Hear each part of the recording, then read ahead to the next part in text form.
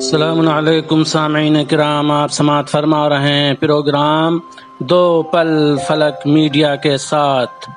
سلسلہ جاری ہے، قسط نمبر 17، قیامت کے 3 منٹ۔ آخر یہ کون شخص ہے جو منتظر ہے؟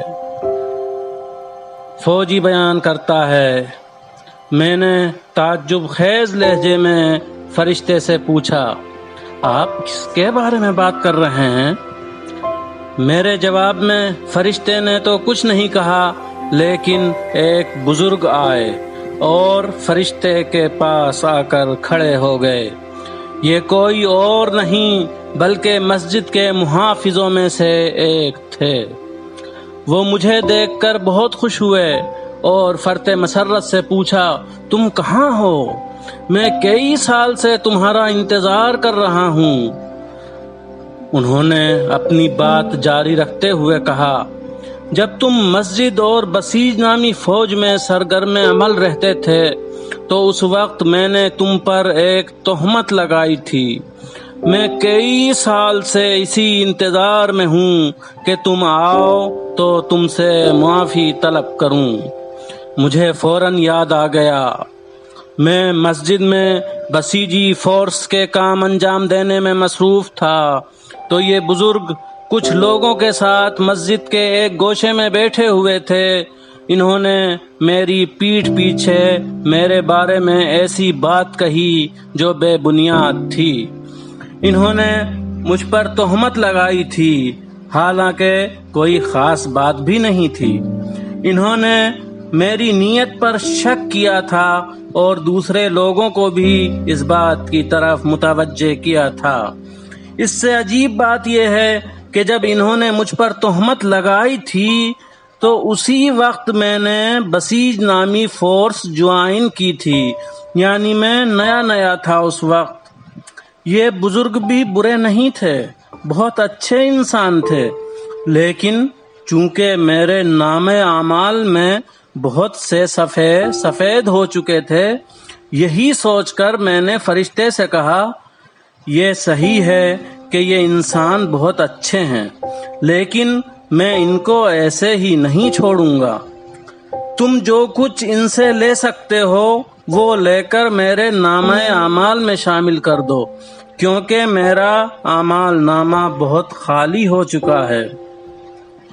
اس وقت سورہ عبس کی آیت نمبر 37 کا مطلب سمجھ میں آیا کہ ارشاد خداوندی ہو رہا ہے، بروز محشر ہر انسان کو اپنی فکر ہوگی، ہر انسان کی اپنی ہی اتنی مشکلیں ہوں گی کہ دوسرے کے بارے میں نہیں سوچے گا۔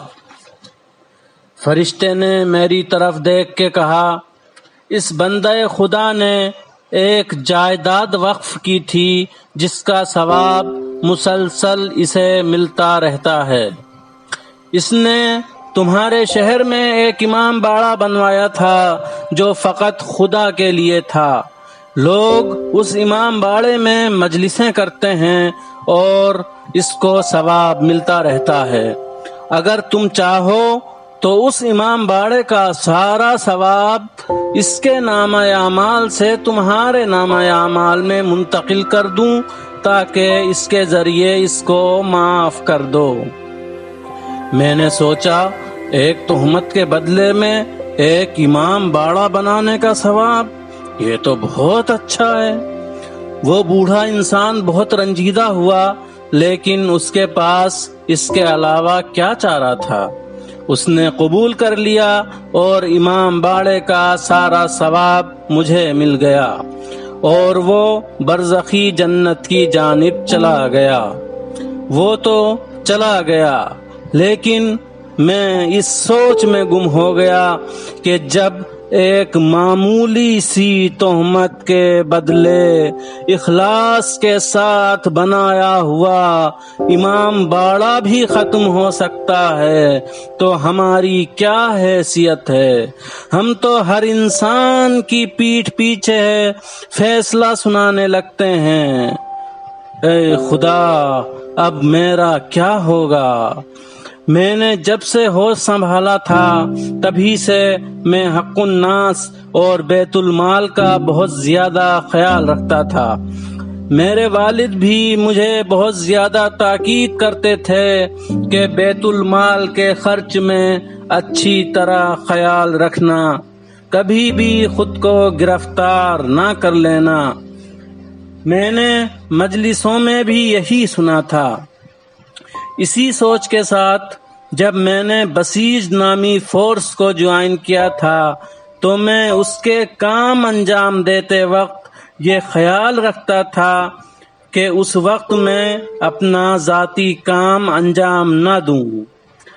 اس سپاہی کی اس سوچ نے اس پر کیا اثر دکھایا، انتظار کیجئے اگلی قسط کا۔ داستان جاری ہے۔